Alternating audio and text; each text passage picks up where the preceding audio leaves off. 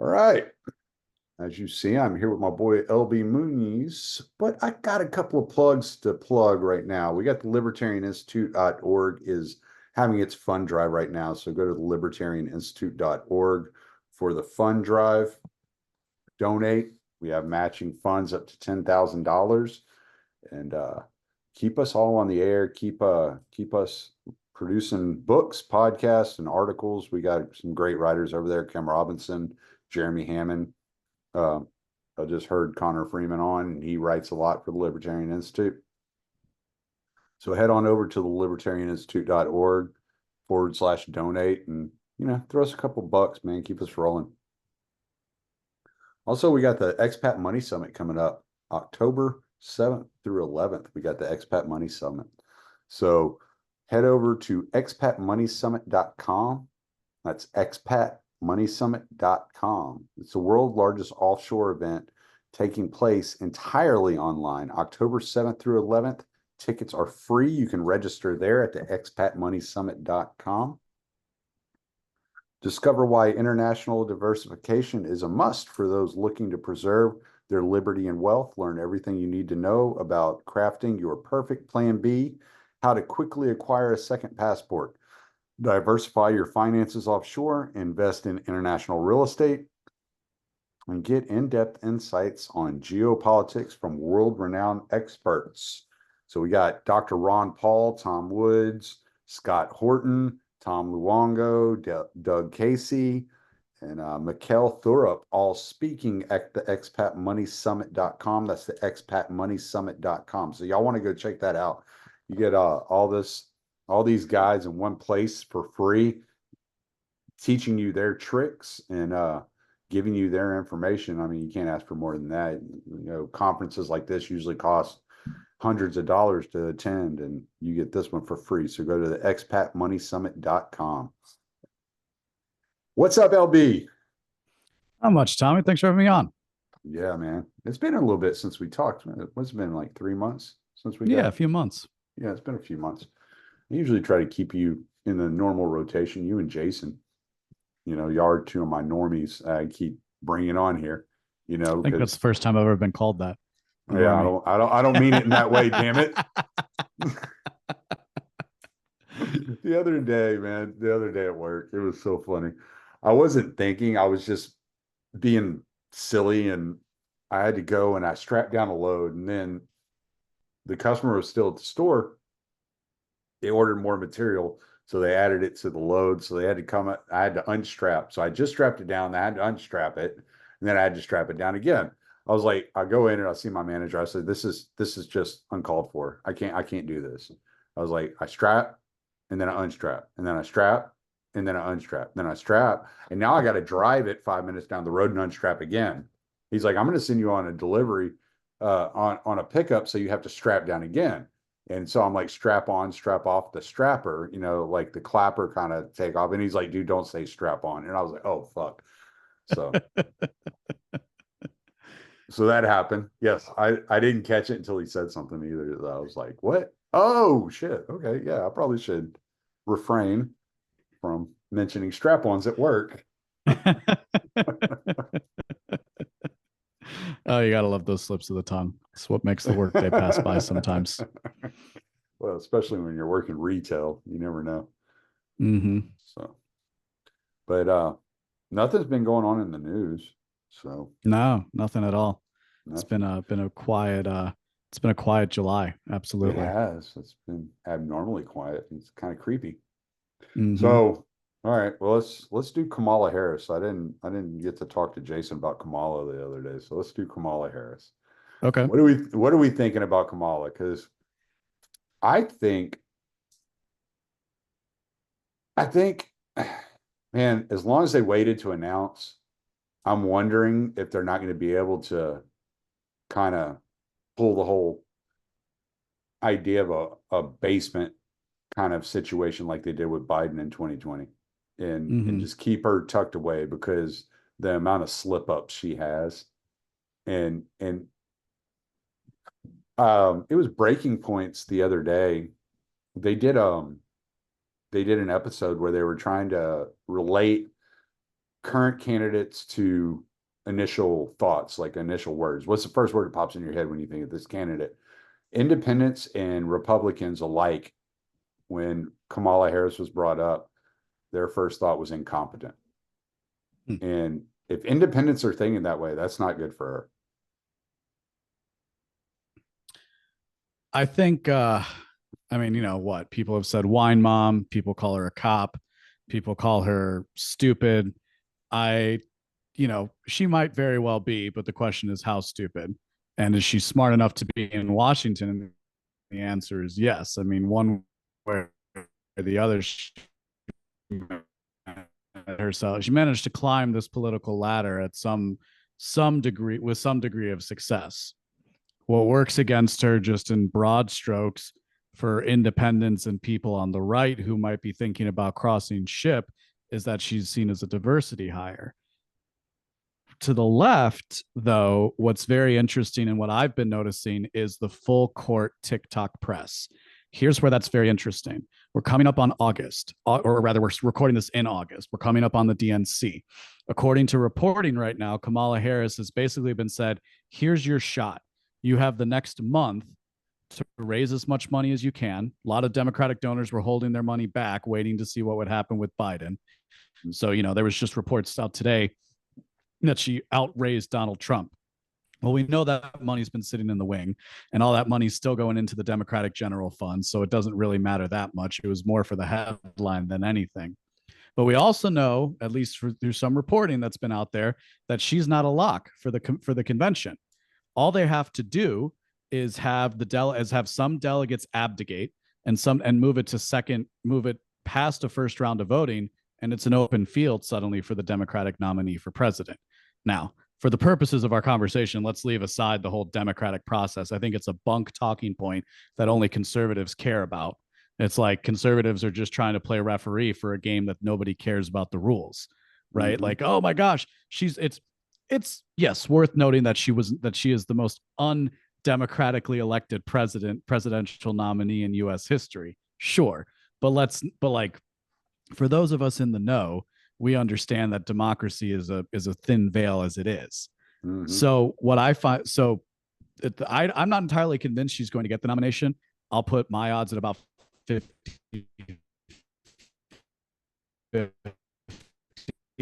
I've said for a long time, I think that rematchup of 2016 isn't impossible, given the context, and given the money and power plays involved, because who else would it go to?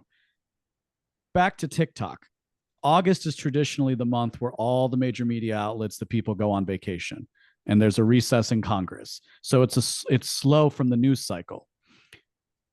But we know through different reporting and videos that you can find online that there's been this huge pop culture push from the Harris campaign to bring her into the zeitgeist as a brat, at whatever that word means now. I haven't actually listened to the song, but like, you know, she's supposed to be cool. Like, she's suddenly funny and she's like witty. And frankly, now Gen Z gets to vote for somebody who's black. And so, cause you know, they missed out on voting for Barack Obama. So now they get to vote for somebody that's black.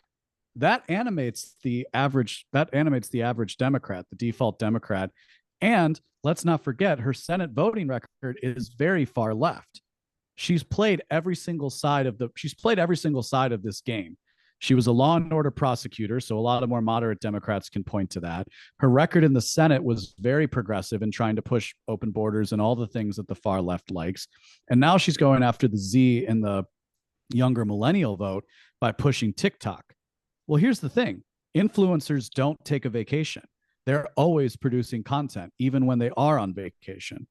We know the Biden administration has paid out hundreds of thousands of dollars, I believe, from the White House itself, to push policy agendas to influential people on TikTok, Instagram, and other forms of social media. I see no reason to think that the campaign isn't doing the same exact thing at the moment. So how much will that sway and how much will that push people to the polls is yet to be determined. I think the person who underestimates their opponent is a fool. And I think it's foolish, for whatever else you might want to say. I think it's foolish to underestimate Harris, her desire for power, and for the people that are supporting her. Because if you get behind the Harris train now, you're going to get rewarded without a doubt. So that to me is one of the more interesting angles over the next month as we move into the DNC. If she gains the nomination, how much is that ground game going to work to her advantage? I'll be honest, in my personal life, I've seen people who are generally speaking not very politically active posting things about, what do you think you just fell out of a coconut tree? They're actually turning all of her gaffes into endearing qualities. And of course, she has the race card to play, and that plays huge into left-wing politics in the country. So I think it's a mistake. I'm not going to say you can't trust polling before September traditionally in presidential elections. That's my understanding, at least. And you can't, and like the Milton Friedman quote goes, like all of my friends, I've never met a pollster. Polling itself is an endeavor in crafting a narrative. So right now, everybody's super excited that Kamala Harris is getting a bump. Okay, let's see what happens in a few months. Let's see what happens at the DNC. It seems clear to me the fact that they were able to push this, it doesn't matter who gets the Democratic nomination. There is still going to be people willing to go out and vote. Very few Democrats are sitting out there and realizing that, hey, I might have been lied to, because they want to be lied to. There was no chatter. Nobody cares that Biden was ousted in a soft coup from the White House. Everybody cares, once again, about defeating Trump, and now defeating JD Vance as well, because he's a very clear heir apparent. I think when Trump picked JD Vance, number one, I think when Trump survived the assassination attempt, they went into panic mode. And I think, and you can read in that comment as much as you want as to what I think that assassination attempt was. And I think when he picked JD Vance, they felt like they didn't have a choice but to double down. And I think him picking JD Vance was an insurance policy, because JD Vance is a true believer. And that Trump said, okay, if you want to kill me, this is who you're going to have to deal with. And they realized that they weren't going to be able to kill Trump. And that's why they pushed so hard to get Biden out of there at that last second, because they're like, well, we're not going to be able to kill Trump and get a better candidate. We're going to have to do something. We're going to have to beat him. And I think the only reason that I think it's going to be Kamala is because she's the only one who's going to be able to access the $250 million that was donated to Biden. I don't think anybody else is going to be able to access that money for a campaign. I think because she was technically part of the campaign, that money can easily roll over. I did hear that Trump was suing, challenging it. Yep. Right, going through the FEC, but I haven't heard a lot about that. I don't know what's going on with that. But here's the thing: kind of like a whisper that just kind of popped up and it was kind of gone. When's the hearing going to be? September, October? What's the consequence going to be? A fine. So I heard they froze the funds until it's settled. Now I don't know how true it is, but that's what I heard. Right. But then nobody talked about it ever again. So I don't know. The other side of that, at least on X, most of Biden's campaign raising was to the general fund. So there's the Biden campaign, and then there's the general Democratic fund. Now, by law, those funds can be distributed as the Democratic Party sees fit. So yeah, maybe they don't have $150 million. I don't know the war chest off the top of my head for what the DNC has. However, without getting too lost in the finance laws, the funds may be frozen, but can they leverage those assets? And more importantly, after the hearing and they determine that Kamala can do it, can they spend that money, shift to somebody else? And then still, again, at the end of the day, all they're going to have to do is pay a fine. So what's a fine in light of the presidency? Like there's nobody, as far as I know, very few people get to go to jail for FEC violations except for Donald Trump getting sentenced, right? And so like we kind of all know how the game is played. And mask off moment for the entire country. I mean, those of us in these spaces and people who listen to your show know how corrupt it is, but it really is something to marvel at the blatant corruption that's at play in these things. The pretenses are gone. And again, I think the important thing to remember is most people don't care. I don't think your average Democratic voter cares that the Democratic process was subverted, because saving democracy means defeating Donald Trump, not having a democratic process. Right. Right. And they're very comfortable in that position. They're not. And so, like, I mean, yeah, the FEC thing is interesting. It also might be a purpose, like, okay, so the Trump campaign is going to waste resources and the RNC is going to waste resources of their own going after that in the hopes to freeze these assets that are eventually going to be released. Right. Like, how much is that really going to help? Because again, we know Barack Obama got charged with FEC violations and he won the presidency. Hillary Clinton did too. Yeah. Hillary Clinton did too. Barack Obama still became president. Yeah. He still won the presidency. All he had to do was pay a fine and nobody cared. They still reelected him. It's actually pretty common that there are FEC violations and that there are fines handed out to campaigns. It's not a rarity. I guarantee if you go back and you look for the last 20 years, almost every campaign pays something in a fine for some sort of violation. And we just don't hear a lot about it because nobody makes a big deal about it unless Donald Trump does it. Right. Exactly. Unless they can go after the person they don't like. And for better or worse, Kamala Harris might not be popular, but people will get behind her because she's been tapped, at least right now. You know, and again, there's nobody else coming from the wings that's currently serving as a political operative, which would mean that more than likely it's going to come from somebody not in the political space. That's why I say Hillary Clinton. I also think it's catchy to say because it's true. You know, I think just having that rematch would be very symbolic for where we are as a country. But people also will say I can say nothing would make Scott Horton laugh more than if Hillary Clinton got beat by Donald Trump again. Right.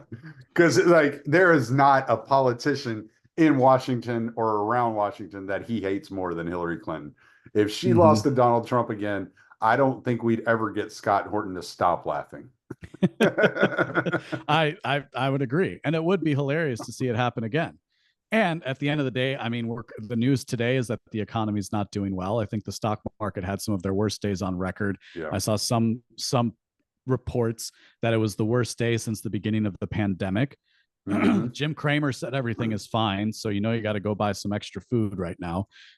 So, if I mean, like that frankly scared me more than anything else I saw today. I already knew that the market was contracting. I already knew manufacturing was down from what I do for a living, but seeing Jim Cramer say everything's fine, this isn't a big deal, was like, oh crap, this is probably going to go bad. So at which point do you give Donald Trump the next great recession to inherit and to try and claw his way back from? Because you would basically sideline him from pursuing any kind of an agenda, because he'd be dealing with an economic recession, so things would be in panic mode. I mean, we were joking at the beginning, but dang, this is a very crazy and interesting political cycle. And what I would hope is that people can see it for the interesting thing it is and not get lost in their ideological presuppositions.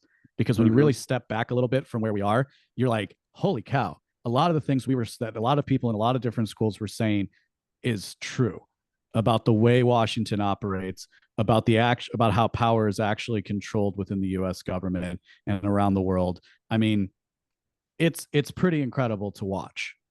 Yeah, it's pretty wild. It's been insane. And everybody kind of made the joke at the beginning of the year, like 2024 is going to be a crazy year.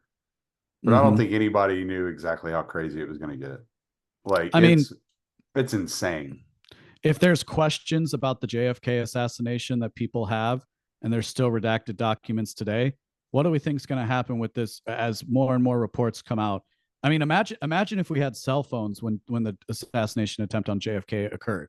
How much more would have been seen? We're already seeing that this guy was visible from the stage, and nobody took him out. Nobody went on a very easily a sloped, easy roof to walk on. Clearly, right? Like what we're already seeing is like this. Either negligence at the highest order, which, hey, competency crisis, it could be attributable to that. But the alternative to that is somebody decided that it was time for him to be taken out. Mm-hmm. And like, I don't think that's not crazy to say. In fact, I Right. think I saw a poll that 34% of Dems think that he did it to himself. Yeah. And I Yeah. said on my show, I think the reason for that is a lot of people have been led to believe that Donald Trump is a charlatan, that he's a fool, that he's a coward, that he's a horrible man. And in that moment, you saw that for whatever else you might think about him, he's not a coward. Yeah. This him running for office isn't just about the fact that he thinks he can win, and it isn't just about power. It's that there's something else motivating him. Because frankly, I think a lesser man would have stepped aside. I think a Washington insider would have stepped aside. A Mike Pence certainly would have stepped aside. You know, and just drawing an analogy to his last VP, they wouldn't have made. They would have said, okay, I'll take a plea deal. I won't run for president, and all this lawfare will stop. And all the investigations will stop. And I get to still say that I was president. So he pushes through all of that. And then he gets shot at. And instead of running away, he stands up and he says, fight. And that broke, for people who are paying attention, myself included, as somebody who hasn't been a fan of Donald Trump. I'd like to maybe hang out with him just because he's an interesting person, but like, He's I wouldn't funny. call myself, he's funny, he's entertaining. I wouldn't call myself a fanboy, but I'm like, dang, that's really interesting. And again, I had like that immediate reaction from people in my life of like, that's weird. Like, why would he do that? Well, he did that because he's not a coward, but everyone's been led to believe he is a coward and he is a bad person. So 34% of Dems believe that it was staged on his side. Why aren't we going to believe that it's staged on another side in another direction? One of my opinions did change of Donald Trump during that whole scenario, that just a complete 180, is I respect him now. Yeah. Before, he was just funny to me. It was just Mhm. a show, and it was just like the spectacle of it all. But now I'm like, I actually respect the guy now. Like, Yep. he's gained my respect, Right. And I think he's gained a lot of respect, and we're seeing the defections from Silicon Valley that's occurring. And because I think a lot of those guys looked at it and said, again, this guy isn't who I thought he was. Right. And so some people are going to push that down, but other people are going to look at that and change their Yeah, opinion. like the Zuckerberg clip. Did you see that? When Zuckerberg was like, he's like, yeah, I'm staying out of the election this year, but I got to say, when Donald Trump got shot and then stood up with blood streaming down his face and he just screams, fight, fight, fight. He's like, that was pretty badass. And it's like, yeah, like, what is it? Teddy Roosevelt was the last badass we had as a president, right? And I've always said Donald Trump is a lot like Teddy Roosevelt. Nobody ever saw him his first term as a badass. But now there's kind of like this kind of like badass aspect to him. It started with the mugshot, and they capitalized on the mugshot, and now you have this whole image of the Secret Service around him, and he's telling them, hold on, let me get my shoes on. It's like, what the fuck? Like, he's just like, just chill, dude. Let me get my shoes. Just not panicking. And it's just like, all right, yeah. I got a new level of respect for that guy. Yeah. And again, I think if you're paying attention to it without an ideological blinder on it, you have no other way but to look at that. Now, this probably also breaks down a little bit between on the male female line. I think a lot of guys look at that and they see like, oh, this guy might actually be a leader, right? Yeah. Especially people who weren't interested in him before. I think a lot of women who might look at that take an approach that says, well, he didn't stay safe in that moment, and that's bad. But that's precisely what a leader is supposed to do, is take those risks in those moments. Yeah. One of the things like I had heard was when they had convicted him, I had heard that it was starting to flip the black men. Like, just the black male vote was starting to lean in his favor, because they were like, hold on, man. I've seen these freaking, this system try to do this to my brother, or do this to me, or do this to my dad, or whatever. and charge us with all kinds of bullshit. And I look at these, like what you're charging them with, and I'm like, what did he do? Like, this isn't a crime. Mm-hmm. And I think because I grew up pretty poor, so I grew up around a lot of black people, and a lot of Mexicans, a lot of black people. Like, they were involved in my childhood growing up. I was around these people, and there's this kind of like honor culture, like Mm-hmm. involved in especially in the black regions of the United States. There's this kind of honor culture, right? Like, that's where you get the whole 2 for 1. You take one of mine, I take two of yours type deal. Right. And I think they could look at that picture of Donald Trump, and that could become an icon. Like, you may see that picture on the cover of a rap album, and I could see that happening. And I'm Mm-hmm. like, that may be a really, really, really bad thing for the Democrats. Right. And the question is that enough to swing the polls? I guess that's yet to be determined, right? Or You're right. the actual ballot box, how much is it? And how many people are going to say one thing and do another, right? Well, and then You know, how many, like in 2016, what really surprised them in 2016 was the amount of voters that came out that they didn't consider voters, right? They weren't registered voters. And these were new voters that showed up. Like, are you going to see that again? Are you mm-hmm. going to see a bunch of new voters start registering and getting involved because of that? Yeah, and a lot of people are pointing out the problems of the RNC trying to chase after the Latino and the black vote. And I'm not a politicker like that, but I think it's and to the contrast, Kamala Harris is doubling down on the wine mom, on the cat ladies rather, and the drag queens, right? Like, Mm. she's doubling down on that. In some respects, I think that's still a second order marketing campaign for what we know is one of the most important voting blocks in the country, which is white women, Mm. because on the one side, your moderate to conservative leaning women will feel better knowing that blacks and Hispanics are being, I hate the term Hispanic, so I'm going to rephrase, blacks and Latinos are being outreached to. See, I Um, don't like saying Latinos. I would rather say Hispanics. right. Oh, it's But just too Anglican but for me. That's all. I'll just call people Salvadorians, Hondurans, like Right. Same. whatever. Same. But, taking the group, the Spanish speakers, right? So I think, a lot of people are maybe losing that. And on the Kamala Harris side, it's still, again, it's that thing of who's, if you, let's say you have a few children, right? I was saying this actually when I was having dinner with Matt Erickson recently. Um, Not to name drop, but I was saying, like, if you, Who's let's say that you're a guy? mom. That guy? My wife's ex-boyfriend? Like, screw that guy. Like, let's say you're a mom, right? Let's say you're a mom and you've got 4 kids. Which kid is the one you're most worried about on a daily basis? Is it your son who joined the corporate world and has a good job and a family of his own? Sure, of course you worry about him because it's your kid. You always worry about your children as a mother. But which is the one that takes up a lot more of your time? Is it them, or is it your unmarried daughter who's in her mid 30s, who's starting to have a crisis in her life because she doesn't know what the next 20 years are going to look like?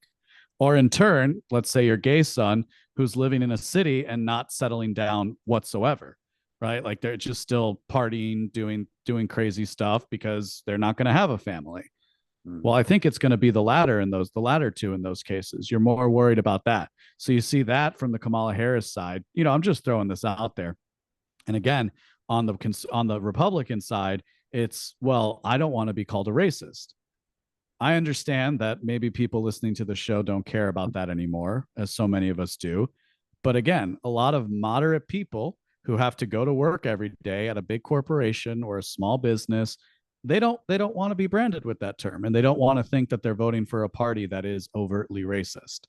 And so, to the extent that you can court different parts of the vote from that standpoint, benefits again for that largest voting block, which actually matters, given that they're the ones more likely to swing one way or the other. White women, specifically, maybe some college to college, and then unmarried, and then unmarried and married. These are very important voting blocks because they're people who are going to show up. I'm not sure if the guys. I'm not sure if the guys who are looking at Trump and saying, "Hey, he's cool. I might mention him in my next rap song." I'm not sure they're going to get out the vote in the same way that a soccer mom does. Mm. Yeah. So it's worth pondering. I think I don't know. There's like a lot of conservatives that are like causing issue with that. Like, okay, I get it, dude. Like you're a corn-fed white bread boy from Iowa and you've never hung out or, some rural part. And I'm not trying to be disparaging, but I'm just being honest when I say like you've never hung out with people from other cultures or other ethnicities and races. Like, and I can understand that. I'm not telling you you have to change, but there's a lot of people who do in a lot of different parts of the country. And some of those people are important for demographic purposes for voting. I wonder, I heard a guy talking the other day, and I don't remember. I wish I could remember his name. I think he was on Megyn Kelly. Like, because I try to keep up with what like the normie kind of people are watching. So I just kind of trying to keep up with the talking points and see what they're talking about. But she had this black guy on, and I've never seen him before. He looked like an older Camille Foster, to be honest. Yeah, but he was talking about he's noticed that within the black community, the men and the women are becoming more and more segregated in their ideological beliefs, and that the men are getting tired of being told that they have to be saved by black women and are starting to kind of move in a more conservative social direction. I wonder how much that's going to play into it too. I mean, there's so many of these dynamics that we can't kind of predict as to what is actually happening, like what the way that people are internalizing some of these things. Right. I think your educated black voter is less excited about a Kamala Harris, and I have no evidence to back this up. I'm just, Well, because as Michael speculating Malice here. said, she's retarded. Right. And she's a cop. I mean, Ukraine is a country in Eastern Europe, and Russia is a bigger country that invaded Ukraine, and that's bad. Okay. Thanks, Mom. Well, on the other side of that coin, right, is the simpler you speak, the better you're received. Well, because and that's most people don't. What I was going to say is the way they're doing it though, like this whole gentle parenting thing, it's so condescending, and people can smell that. People smell it. They're like, "Why are you talking to me like I'm 5?" Like, it's one thing if you write an article for a person with a 5th grade reading level. It's another thing if you talk to a grown man like he's a kindergartner. You know what I'm saying? And men don't respond well to that. Like, we don't like being patronized. Don't patronize me. Don't condescend me. Like, well, and especially from a woman who you see as either your equal or an inferior, intellectually speaking.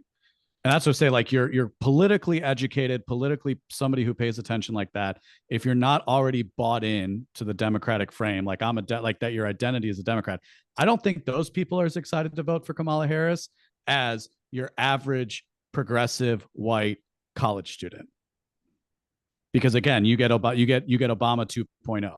Doesn't really Obama endorsed her for one, and for two, she's half black.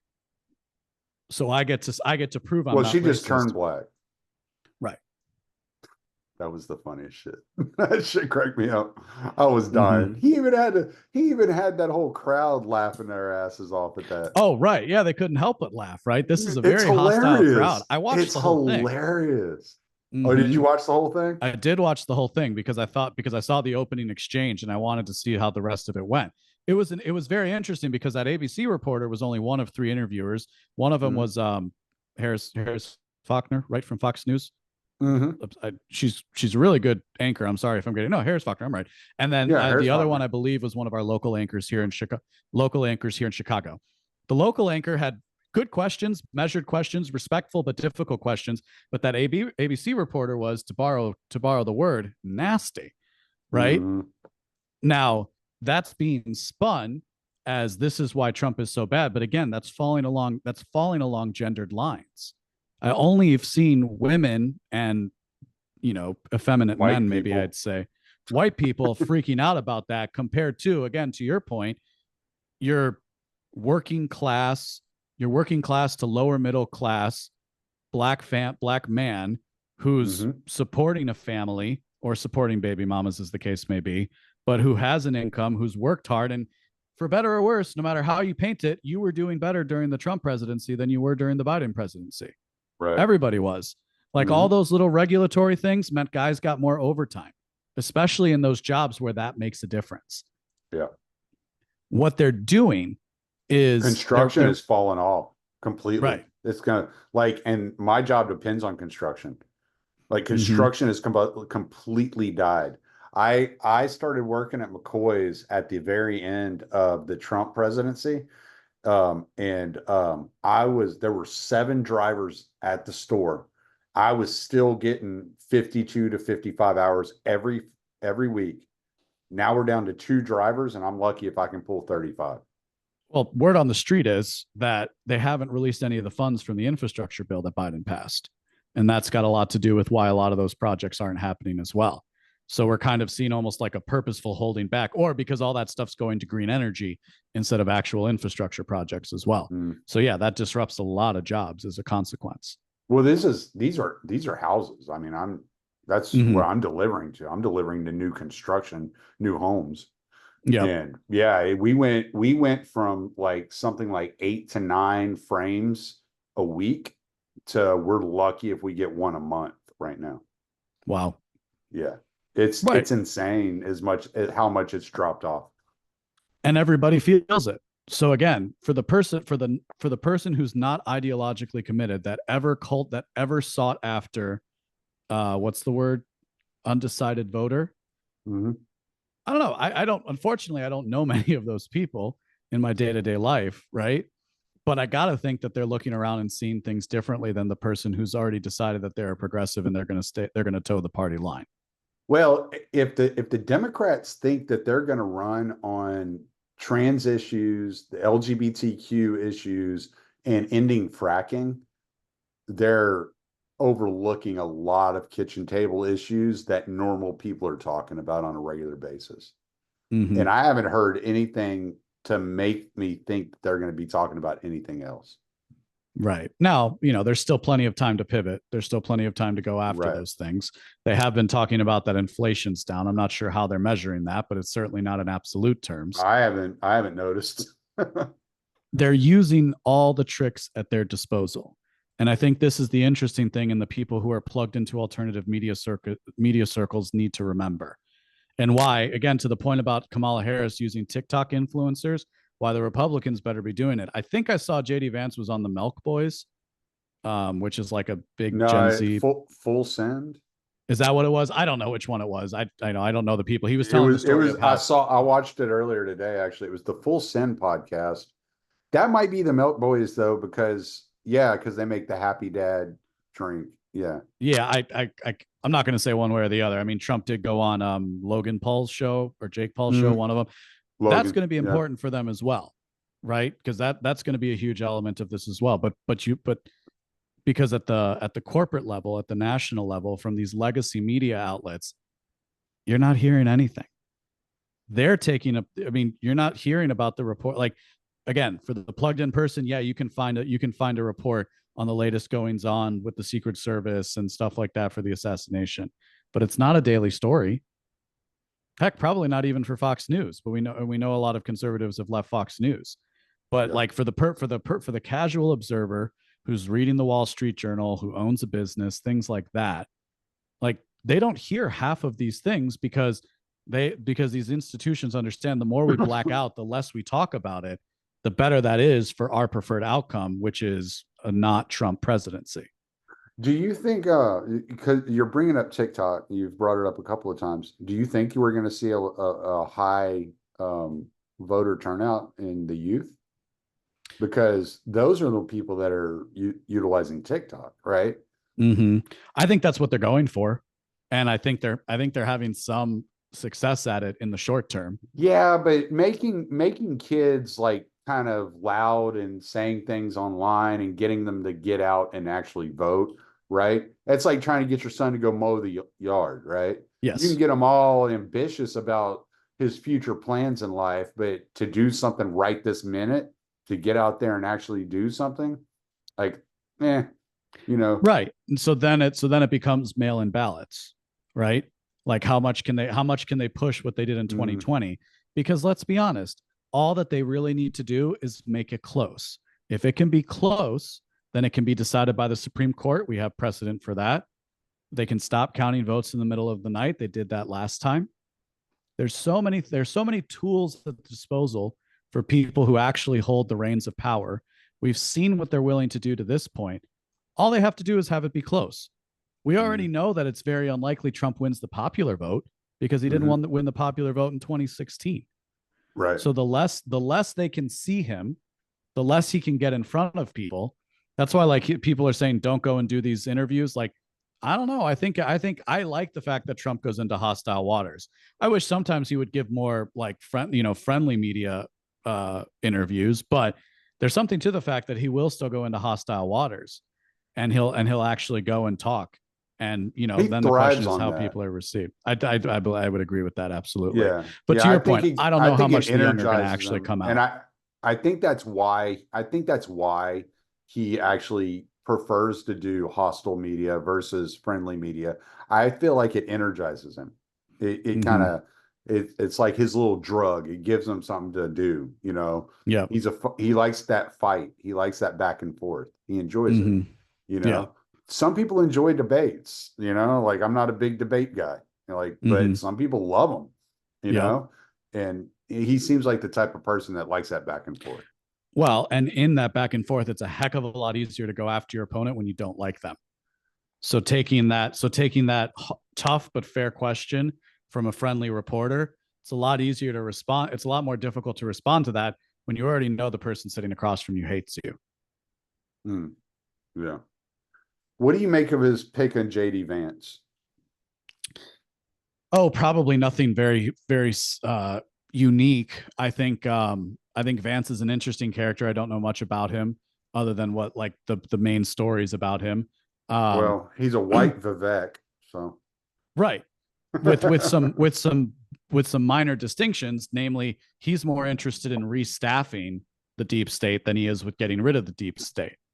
And that might be a more viable short-term plan than not, given the okay. given the consideration, right? Like I think he's part of a new class of center right politicians who are realizing finally that the game Mm, is rigged and they're not willing to play ball, right? Like in wrestling kayfabe terms, the Republicans are the heel. That's the part they've played, and they get to make a lot of money as a result of it. If people haven't, I'd encourage people to go listen to the Mike Lee interview with Tucker Carlson because he talks a lot about this, I was how really good. legislation comes through in the Senate. It was very, very good, Mm, right? Um, but like people who understand Washington know this is the way that it works. Where JD Vance is young, so he's a symbol for the future. He's not aligned with the establishment, so it's an FU to the people who are to the permanent Washington class. And he's willing to do things that traditional conservatives who are concerned with ideas of fiscal austerity and so on and so forth aren't, or would never dream to go, mm, right? Like one quote that was gaining a lot of play that people were attacking even from libertarian circles, and from libertarian circles especially, maybe that classical liberal bent, is the thing about a thousand cheap toasters aren't worth one job or something to that effect, aren't worth one American job. mm. I think what's good about him is he understands it's not strict. Like, yes, the economy is important. The economy is stupid. That's what most people are going to care about. But from a messaging and a directional standpoint, I think he does realize that this is more than just about economics. There's Well, more at play. There's culture and there's the spiritual at play in these a lot of conversations. a lot of what libertarians overlook when it comes to the economics, and I'm not saying like a Bob Murphy hasn't looked at this or Tom Woods hadn't looked at it, but your basic libertarian you're going to run into on the internet. The one thing that they kind of overlook is that yes, it might increase the prices to have higher higher wage labor for American jobs. But then Americans have more money to spend on the higher price products and to get a better resulting product, a product that lasts longer, Mm-hmm. right? That you're not replacing every year or every 2 years. I can't tell you how many things I've bought, that I mean, just simple freaking kitchen tool, a cheese grater, Yep. right? You get the hand pressed Parmesan cheese graters like they have in the restaurants. So we bought one a couple of years ago, probably 2 years ago, about $20. And then a couple of weeks ago, it just fell apart. So I had to go buy another one. And I didn't have an option to buy a better one. It's just, they're all just this plastic thing, you Mm-hmm. know? And it's like, okay, well, I guess we're getting the same thing. And so we got 2 years out of our $20. Whereas I might go spend $40 on a better quality one, but get 10 years out of it. Right. Right. So it's like, okay, maybe I spend a little bit more up front now, but I'm having a longer success rate with this product, And they're like, well, yeah, but the poor and the working poor can't afford it. Not now, but if there were higher wage jobs due to all the economy being run out of the United States, the money circulating within the country and not paying China 25 cents an hour for their labor, then yeah, the working poor probably would be able to afford it. Right. Well, and the smarter libertarians and the economists out there understand that there are externalities. There are actually things beyond the scope of economic analysis. Right. And Republicans, to the point of JD Vance, is Republicans have been very comfortable just playing the Chamber of Commerce economic game. And what that Right. actually translated to was outsourcing jobs, disrupting communities, destabilizing towns and cities, and not giving people dignity. Well, Right. and any person that's ever done anything with their life and accomplished anything understands that you sacrifice today for a better future. Mm-hmm. Right? That's what the sacrifice is for a better future. And so you might spend a little bit more today to have a better quality tool for tomorrow, right? This is why like brands like Eastwing exist. You're Mm-hmm. going to spend like $30 on a 20-ounce hammer instead of like $10 on a Stanley because Yeah. that Stanley is going to break. Like that Eastwing's going to last you a while, you Mm-hmm. know? And people understand that there's an investment involved, right? My son was working as has been working as an electrician. He said, Dad, what I want for Christmas or what I want for my birthday or blah blah blah are tools. Mm-hmm. Well, I mean, he could have just asked for a trip to Vegas, but he asked for tools. Why? He's sacrificing today for a better future. Yeah. Right. And that Well, understanding is something that people need to like wrap their minds around. and then so take the inverse of that. And I like that you brought up a trip to Vegas as the example. What was part of that outsourcing and all this so-called free trade about? Well, it was actually about leveraging today for the sake at the expense of tomorrow. Right.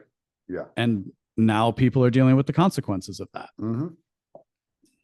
Yeah, exactly. As you said, it's the inverse. You either sacrifice today for the reward tomorrow, or you're going to sacrifice tomorrow for the reward today. And your reward today is not going to be near as quality as the future reward. Mm-hmm. Yeah, but I'm sure Aesop's fables are like racist now or something like that. And ableist. Yeah. Right. Because I mean, it's the grasshopper and the ant. Like Right. it's a tale as old as time. And I'll say, and like kind of in conjunction with that too, is like one message I'm trying to push out there is like the inability of people who are online to grasp that humanity has always managed to muddle through somehow. Mm-hmm. Right? Like there is a perennial nature to existence. And every generation has to oftentimes answer the same questions. A lot of times people have dealt with the same problems just in a different form. The belief that our time is unique is perhaps accurate in some cases, but not accurate in others. And is probably a consequence of an identity driven culture and individualism and things like that. But there's this like hubris of like, oh my gosh, everything's going to fall and disappear and it's all going to go to hell. Yeah, but like we could have said that in 1943. We could have said that at many points in human history. Mm-hmm. And we would have been true. And yet humanity has muddled through somehow. So like I don't think recognizing the instability of our age should lead you to pessimism, or as what's popularly referred to online as the black pill. Um, I think that says far more about your state of mind as a person than it does about what's actually going to happen. What bothers me is when people get like go beyond pessimism, they become nihilistic. Yeah, nihilism is boring, as I think we've talked about on your show before. Is Yeah. nihilism is a boring philosophy where nothing comes of it. So I'm not sure why you should be listened to begin with. Well, it's not even that you shouldn't be listened to. It's just like, let's say, I mean, if it's somebody you care about, right? Like somebody you know you care about, and you see them going down this nihilistic path, and you try to reel them in, you're like, oh, yo, dude, calm down, hold on. Mm-hmm. It's not everything's the end of the world. It's it drags down everyone around you. Yes. And a lot of times, if people aren't aware of what's going on, it's almost like it's an addiction. It's like heroin or alcoholism or something like that. It's dragging down the world around you, and everybody's coming with you. You're making everybody's life worse. Why do you want to make everybody's life around you worse? Like, I don't Mm-hmm. understand that. I mean, like I'll share a personal story. Like I've had, I have a stressful job, right? Like I love doing this, but my job, my actual job, the thing that pays my bills, is pretty high stress. I spend a lot of time on the road, spend a lot of time by myself. I spend a lot of time stressing over things that happen, managing an international supply chain, all these sorts of things. I got really stressed out a couple of weeks ago, and I kind of let it bubble into my personal life. And I realized I had to work on that. Like I was just getting stressed and angry at things that I shouldn't have gotten stressed and angry about. And I was getting down on my job, and I was feeling like everything was bad and everything was, what am I doing this? I've been doing this for so long and this is just awful. Hmm. And then I kind of had a moment where I was like, okay, take a step back. Let's actually look at the numbers. I've been journaling more as a consequence of this, because when you journal, you can actually take stock of what's happening. Right. I was like, it's like what's the use of my job? I was giving into that nihilistic sentiment. And I was like, well, no, hang on. I had this win. I had that win. I managed to do this. I managed to do that. I looked at my bank account. It wasn't overdrawn like it has been in the past. And I was like, okay, here are all these indicators telling me that things actually aren't as bad as I'm thinking they are right now. I'll Hmm. be upset for a little bit. I'll give myself, I'll indulge in some self pity, but I'm going to wake up tomorrow and I'm going to pick myself up and I'm going to like start afresh. Hmm. And so it's like the point is not to give in. Like the nihilistic temptation is there. The devil is on your shoulder no matter what, no matter how righteous a path you lead. The point is to not give into it at the end of the day. Right? It's not that the devil can't exist or that we're going to kill the devil. It's that we're not going to listen to we're not going to be tempted. We're not going to live by that idea our entire life. And I know other people are in a worse position than me. Like at the end of the day, I'm fortunate. So I'm not saying that people don't have material reasons for believing that things aren't going well for them. But giving into that at the end of the day at a very personal and visceral and real level, all that's going to do is continue to spiral you down a negative path. I don't know. I know you're Catholic, and Mm-hmm. I know you observe. Are y'all encouraged to read the lives of the saints? Yeah. Okay, Oh, so as sure. Orthodox, we're encouraged to read the lives of the saints, and what you find is is these men. What makes them so special is they don't turn away from those fights. They Yes. turn into the fights, and they turn into the fights until that devil quits. They Mm-hmm. make the devil quit instead of quitting on themselves, even in times when they feel like quitting themselves. Right? They they just like Saint Joseph the Hesychast, right? Locked himself in a cell for 8 years in a monastery and just fought his battles, his spiritual battles until the devils stopped showing themselves. They Mm-hmm. stopped coming around. You're right. And that's what you're trying to do. That's what you're aiming for. You're aiming for that opportunity to beat every devil into submission so that those devils don't come back, right? It's Yep. like it's like I quit smoking here recently. So I quit smoking about 3 months ago. Haven't had a cigarette in 3 months, right? That was a Mhm. devil I had to beat, and I had to beat it into submission until it wouldn't come back, right? And maybe it was easier for me than it might be for some other people. But then I got to turn and I got to work on that next devil. Whatever that next devil is, I got to work on it, you know? Mhm. And you take it one at a time and you just knock them down. You don't fight all your opponents at once. Right. You can't do it. It'll overwhelm you. And a lot of people that have turned to nihilism look around and all they see are opponents. And they say, well, I can't defeat all these opponents because they're all right there. But if you knock one out of the way, then you have one less to deal with, right? It was something I Mhm. had fallen into living out on my property. I'd been over the road for so long, and I would be home on the weekends, and it was very easy to be like, okay, this weekend I'm doing this one thing. But I found that when I'm home every night, all the things are staring me in the face, and I start Sure. noticing things I never noticed before because Yep. I'm always looking around, and I'm finding all Mhm. these new obstacles, and then I'm making a list, and this list is like 100 products long that I have to accomplish. And I'm like, how am I supposed to do this on Sunday? I can't do this on Sunday. Well, Right. no, you just do one of them, knock one of them out, get one of them out of the way. Yeah. Right. And that's the 1-2 punch. Yeah. Politics is falling to crap where this country is going through some kind of a birth pang or apocalypse. And I use that word correctly, which is to say the end of one thing and the beginning of another. I mean, that much is clear. But what is the answer? Well, to borrow from Voltaire, not that I'm a particularly fond of Voltaire, but I do love one of the final conclusions after Candide goes on his journey is like tend your garden Mm, for everything else that's happening in the world, for all the things that happen. If you don't find yourself, if you're not one of those people, one of those very few people who finds yourself at the center of it, that you can actually turn things around or actually hold reign of power to make a difference one way or the other, politically speaking here, because of reigns of power in different aspects and different parts of our life. The answer is to work on yourself and your community mm, and people around and like in your relationships, and to borrow a new age term, intentional in those things, right? Like you don't have the luxury, dear human, at living in a time where your life is laid out in front of you. That's not the time in which we live anymore.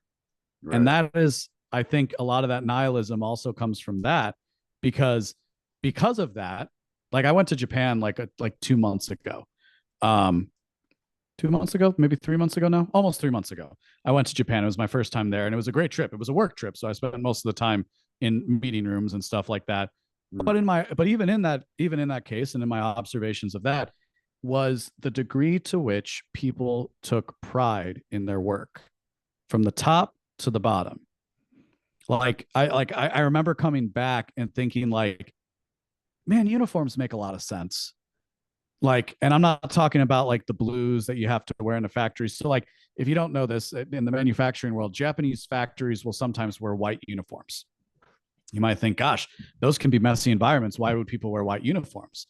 Well, there's actually a reason for it. Part of the reason being is if you're working throughout the day and you're going to notice which parts of your uniform are getting dirty. And that in turn can tell you how to do your job better and to avoid things that could potentially hurt you. And then there's the ancillary thing of if everybody's wearing nice, clean uniforms every single day, you feel better about yourself, mm, right?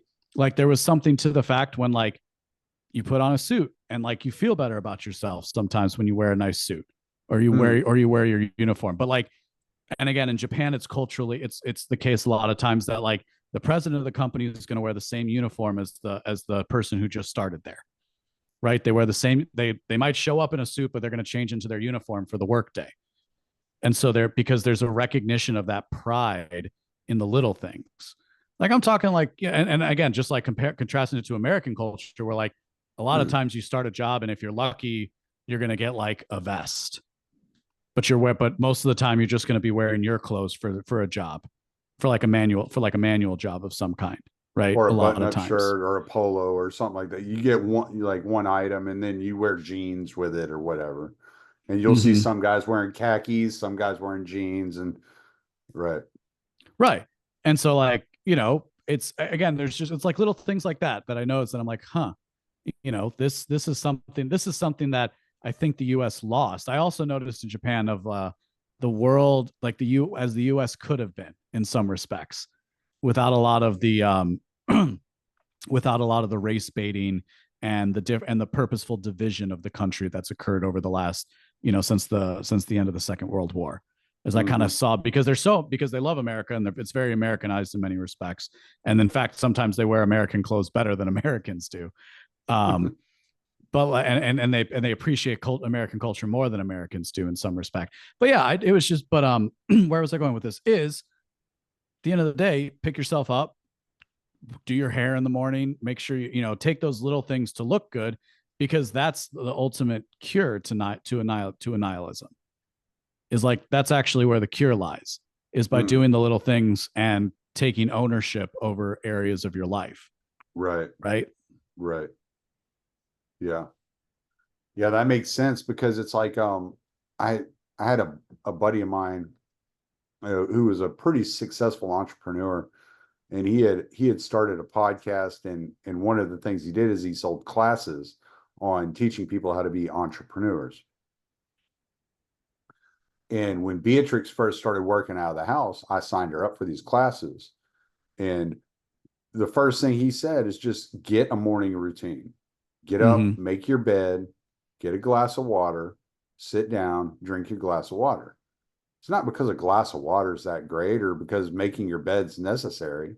It's because you've accomplished something already that morning, and you're structuring your life around activities. And these activities are proving to be successful in their purpose. Mm-hmm. Yeah. And you know, keep a journal, keep your tasks organized, put on clothes even if you work from home, like put on work clothes. Doesn't have to be like a suit, but don't just do Mm, it in your pajamas. even if you're going to put on Even if you're going to put on sweatpants, put on your nice sweatpants. Don't wear your pajama pants. Like mm, part of, because again it's that intentionality to existence, because you don't have the benefit of every day you woke up and you knew what you were going to do for most of human history. mm-hmm. Because going back to pre-industrial revolution, you knew dang well that you better wake up and work on your farm. Just to make things simple, you had to work on your farm because otherwise you weren't going to have crops in the winter, Mm-hmm. right? If you didn't plant the crops, they weren't, and water them, they weren't going to grow. If you didn't harvest it, you weren't going to have food. There was no extra space such as we have today. There's a book out there called Leisure is the Basis of Culture. Libertarian Institute might have it, but I know the Liberty Fund does. You can Mm, download the PDF. And like part of the main thesis is that title, which is that part of what creates culture is leisure. We have, for whatever else you might think about today, more leisure than anybody else, than any other humans throughout oh history. yeah. The Oh average yeah. the average person, I mean, look at the screen time on your phone. Go online, you can find stuff that calculates if your average screen time is this, how many days a week, a month, a year are you wasting just looking at your phone. I Right. guarantee you're not reading books on your phone, because I try to do that and I still scroll, I you hate know. it. I can't stand reading on the phone. That's why I have all these books around me, is because I cannot read them on the phone. So I just Mm-hmm. buy physical copies. And I Right. keep telling myself if I own the physical copy, I'm going to make myself read them. And I haven't read all of them yet, but I'm trying. Yep. I mean, I buy a book if I finish I do like e-readers, but not the phone. I like the e-ink e-readers, and or like an Mhm. iPad mini is also really good for it. I'm a very active reader, so like using the highlighting on the iPad mini is a lot better than on like a Kindle, for example. Mm, But no, but that was like something, it's like audiobooks and reading books, and then I'll buy the physical book, just because for me a lot of times I'm lying down, so I like to hold it with one hand. But to the point is, anybody who's a reader has bought far more books than they intend to ever read, is the truth of the matter. So just get where you can on it. But again, building that routine, building those little things is actually what's going to improve your life. And to the nihilism question, that's what's ultimately going to bring you from it. mhm. And again, you know, it's what's funny, I will say, is maybe 4 or 5 years ago, maybe 6 years ago now, I think I had more people in my life that were nihilistic, and I had a bad season and a dark time in my life, and I thought everything was going to go to crap. I had that stereotypical millennial student debt that a lot of the people had to pay for. It seemed insurmountable at the time. And I can remember being at, well, like a very low point, and being told by my father, like, you're just gonna have to get up. You're gonna have to wake up tomorrow and you're gonna have to figure it out. There was no key, there was no plan. He's like, figure it out. I can Yeah. remember being so mad at that at the time, but it was the right advice Right. ultimately, because I did have to figure it out. And I did figure, and like eventually, little by little, and with help from people, I had to figure it out. And now I don't really have people like that around in my life, not because I've chased them away, but because they themselves have fallen away. Hmm. Right? Is because they themselves have opted out of an existence that has meaning and purpose. Mm. You know what I've noticed? And we're completely off politics, but I think this is such a more interesting conversation and probably more important, honestly. Um, but what something I've noticed is talking to younger kids, because some of the kids I work with at the store are younger, and then I have, kids that are in their early 20s. Um, and I don't know if maybe I was like this. I don't know. Maybe. Anyway, um, they want you to tell them what to do. It's Mm-hmm. like they're not prepared to use their brain to solve the problem. And you saying your dad told you to figure it out, it just kind of registered with me. Like I've heard this quite a bit.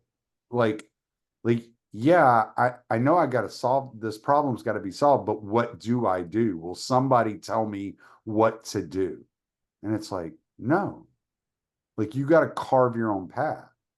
Mm-hmm. And I don't say that to be an asshole, but it's like I could tell you all kinds of ways that you could possibly solve your problem, but I don't know where you're going to find success.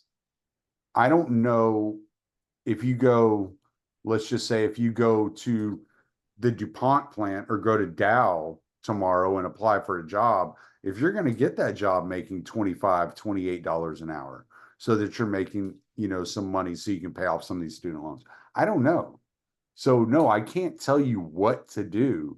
I can tell you that you have a brain and you have the ability to figure out how to solve these problems. And I don't know if it's the school system never taught the children how to use their minds and Mm-hmm. be creative and solve problems in a creative way, if it's just pure laziness, or if it's just they've been coddled for so long.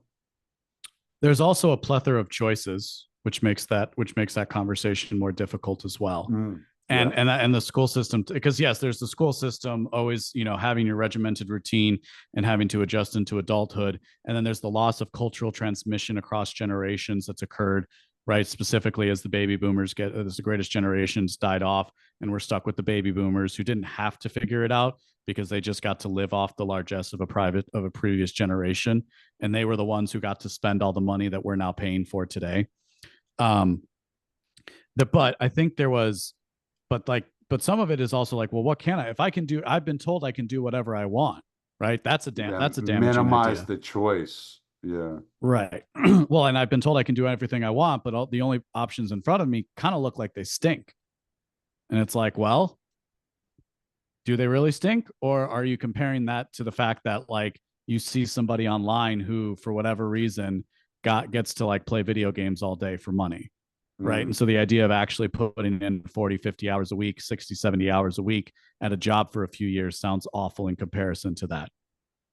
To be fair, it's not as nice, you know? I mean, I think yeah. both of us wish that we could sit here and do this every day, all day and make this, for like a full living. Mm, That would be great. But those aren't the cards in front of you. The unlimited potential narrative is itself a trap. It traps people, I think young people in particular, because then it's like, well, then why can't I do the next big thing? right? Instead of just like, well, this is what I'm good at.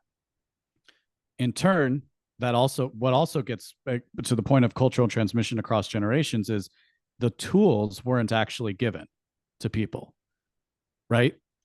Well, hey man, I can show you how to sell. I can show you how to write. I can show you how to do these things. I can't write your paper for you, right? Like people would always come and ask me to write papers for them. And I never did in school because I never wanted to write something great for somebody else. But I helped a lot of people, right? I edited people's writing all the time. You know, I Right. did all that for friends and stuff, for friends and strangers and classmates and things like that. But it's like, it's not what's more often than not is tools. Tools aren't given, and tools aren't given to young people. And then but they're told that the next step is going to become available to them and that the next step is going to show it.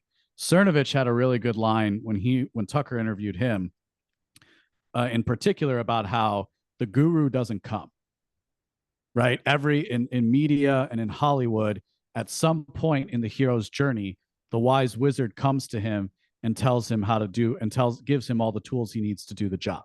Mm-hmm.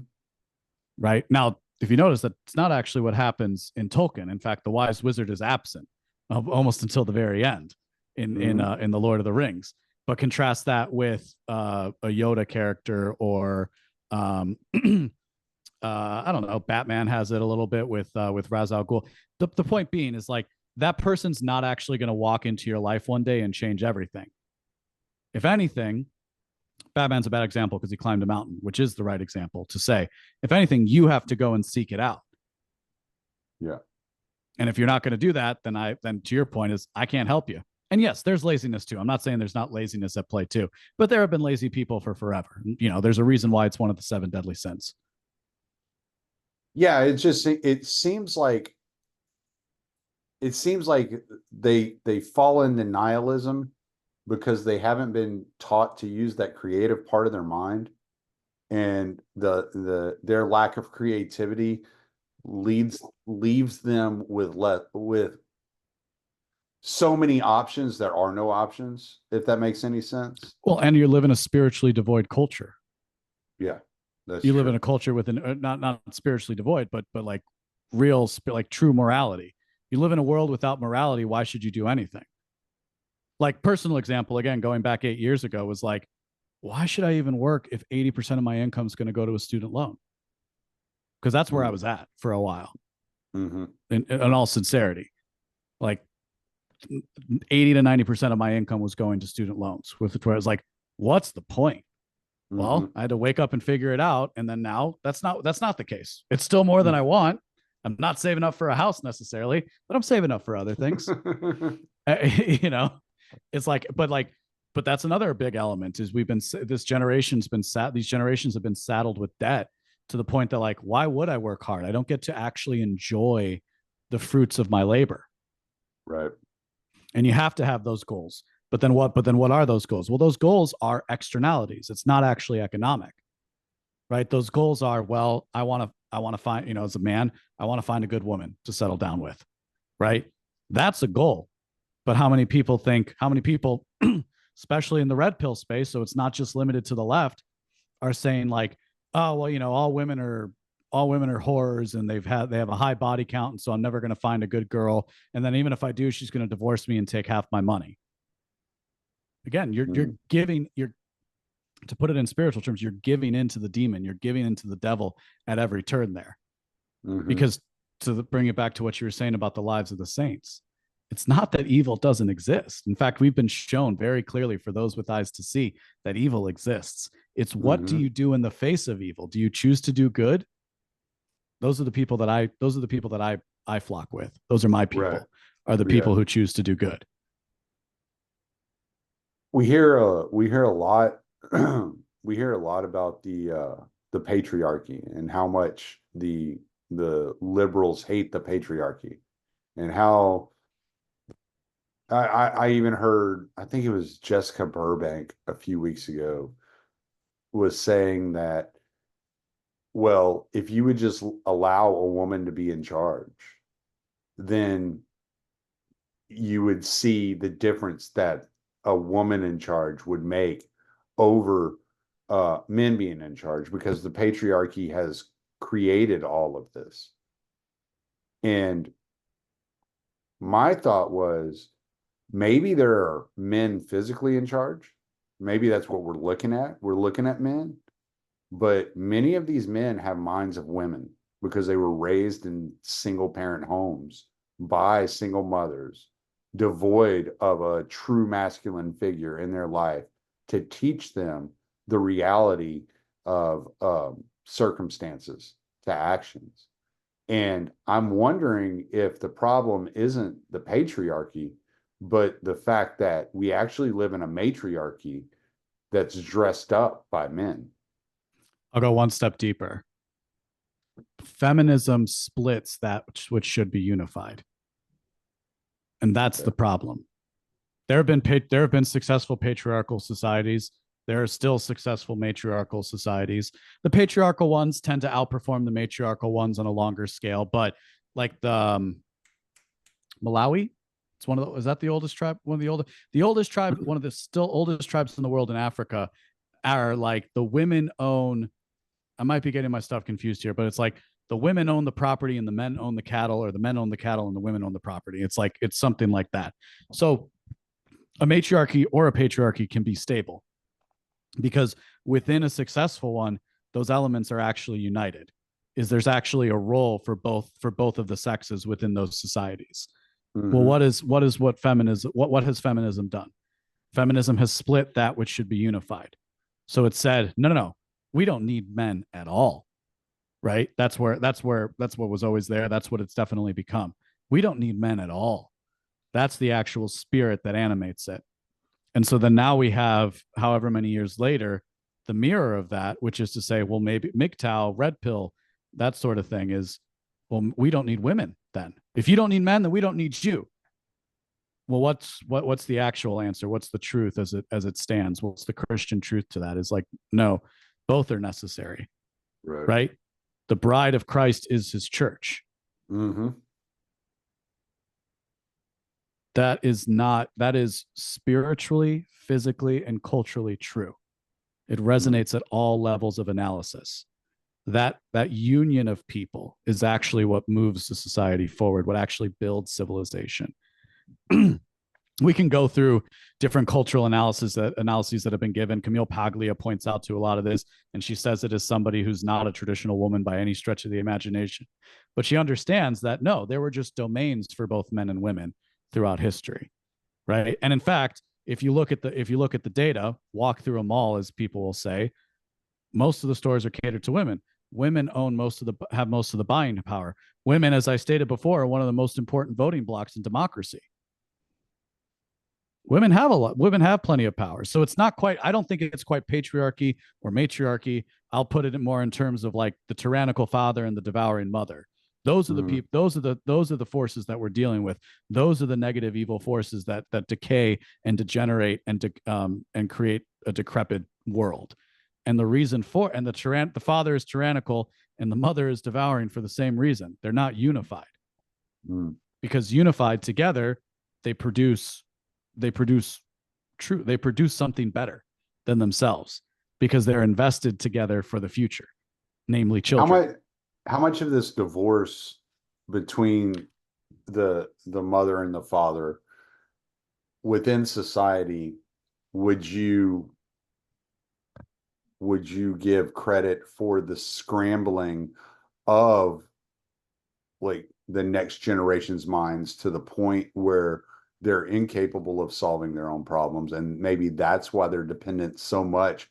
They're looking for somebody to tell them the way to go because they never had it. A house divided against itself cannot stand. Yeah. Right. Like it's as simple as that idiom is. I mean, I'm a product of it. And, and it's like, so it's very easy again. So if love doesn't exist, what do I actually have to look for? The call to adventure, I think, is to double down on those sorts of things, right? is to not be like the red pill manosphere types that's like, well, unless the girl does this, and that, then I'm never going to do anything with her. So I'm just going to go out and fuck some hoes as a consequence, right? Like, okay, so you're just you're just doing the same thing, right? You're not actually building anything. you're just living off the largest. No, divorce is a huge impact on these sorts of things. It is a huge, it's one of the most traumatic things that can be done to a child. And from a very young age, it teaches you that you can't be yourself. You have to be what that parent or the other parent wants you to be. Mm. More often than not, you have to be multiple versions of yourself to either parent, depending on the situation. Some people do it better than others, right? And I'm not saying that there aren't grounds for people to split, as the case may be. But the idea that just because you get tired or things aren't working out, Things are rough. we're going through a rough patch, it's just not going well right now. What I hope is that on the other side of this, like I said, talking about our people, the people who are actually trying to push through these dark times, is like a renewed sense of urgency and devotion to one another. Like I don't think it's about pitting men and women against each other in a very Right. fundamental way. I think there's political analogies to be had there too. It's a little more difficult, but like given the state of political rhetoric at the moment and like what the other side believes about us, as the case may be, but there's analogies there too. That doesn't mean you don't fight, right? Patriarchy, the concept of patriarchy is virtuous what it actually is all masculinity is evil. There is no virtue to masculinity, which is precisely wrong. Right. And again, symbolically speaking, right, these don't fall across even lines in sex distribution. It also is a call against competency and leadership. Mm. I don't have to agree with everybody to follow them, but we're like trained culturally speaking, because of democracy, like, well, he doesn't agree with me on this, so I can do it better. Well, turns out you can't, actually, most of the time. And turns out people are flawed no matter how hard you try to live a good life, right? In the aftermath of all this business at the Olympics, a lot of people what's the immediate thing is people pointing at the Catholic Church for the sins of the Catholic Church and the fact that they haven't addressed the abuse scandals to the best proper way. I think that's because there's corruption within the church. I think there's corruption within within all institutions. But like, it's like, so you can't point out obvious sacrilege because some people have done a bad job. No, that's not the case. I'm going to stand for what is right. And I'm going to stand for what it's right if it means pointing out the abuser and the sacrilegious, because both are an affront to God, as the case may be. Something that you'd be interested in that you'd probably enjoy was Jonathan Pajot did a video on the opening to the Olympics and the symbolism behind it. You probably like that because I know you're into that kind of stuff. I haven't watched it yet. Yeah, it's pretty good. I watched it a couple of days ago. I was like, oh yeah, he nailed it. Yeah. He's really good when it comes to symbolism.